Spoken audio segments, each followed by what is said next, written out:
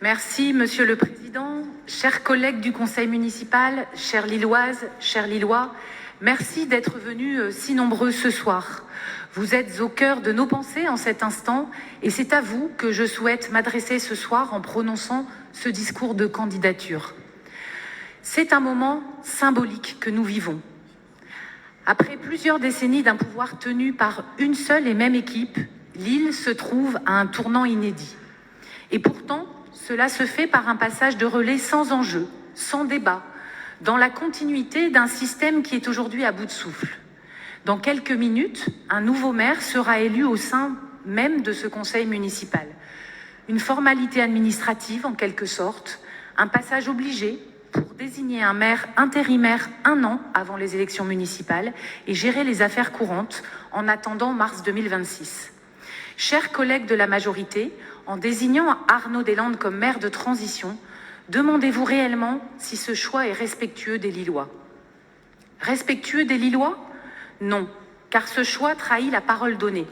En 2014, après 14 ans à la tête de la ville, Madame Aubry s'engageait à ce que ce soit son dernier mandat. Et pourtant, elle s'est représentée en 2020 en promettant d'aller jusqu'au bout. Aujourd'hui, son départ précipité à quelques mois de la fin de son engagement n'est rien d'autre qu'un abandon de responsabilité et un abandon des Lillois. Rien d'autre qu'une promesse non tenue. Respectueux des Lillois? Non, car les Lillois n'ont pas voté en 2020 pour désigner Arnaud Deslandes comme maire. Respectueux des Lillois? Non, car ce départ a été décidé dans l'ombre des bureaux municipaux, sans transparence ni clarté. Cela alimente l'idée que tout est joué d'avance, entre soi, en huis clos, dans la continuité d'un pouvoir qui s'éteint. Je ne remets pas en cause l'héritage des premières années sous Martine Aubry. Depuis 2001, après Pierre Mauroy, Madame Aubry a contribué aux grandes transformations de Lille. Mais depuis quelques années, ce n'est plus l'élan d'un projet ambitieux, mais une gestion figée, sans cap clair, et une stagnation en fait.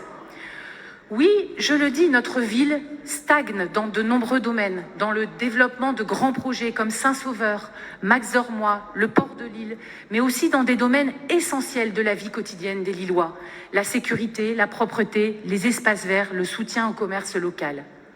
Alors, chers collègues, oui, nous voulons tourner la page. Oui, je suis candidate ce soir. Je suis prête à devenir la maire de tous les Lillois. J'aime notre ville, j'aime les Lillois.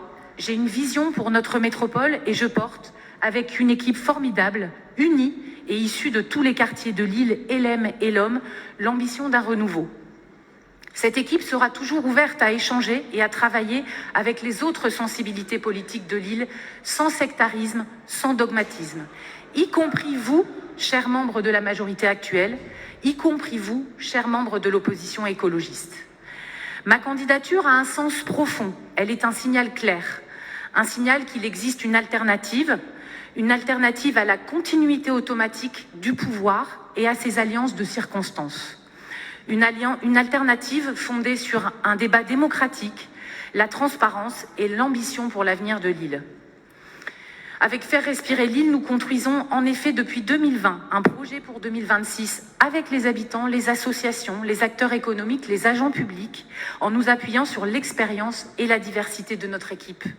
Avec nos 10 élus, nos 20 conseillers de quartier, nous incarnons déjà une nouvelle manière d'exercer les responsabilités, respectueuse, ouverte, accessible, inclusive et unie. Mais je ne veux pas être complice de ce qui se passe ici ce soir. Me porter candidate aujourd'hui, ce serait cautionner une mascarade où on vote sans légitimité et où les jeux sont faits d'avance. C'est pourquoi je retire ma candidature, tout en affirmant avec force une chose essentielle. La prochaine maire de Lille, tout en informant, et je salue l'arrivée de mon collègue parlementaire Roger Vico, le prochain maire de Lille ne doit pas être simplement désigné par quelques-uns, il doit être choisi par les Lillois.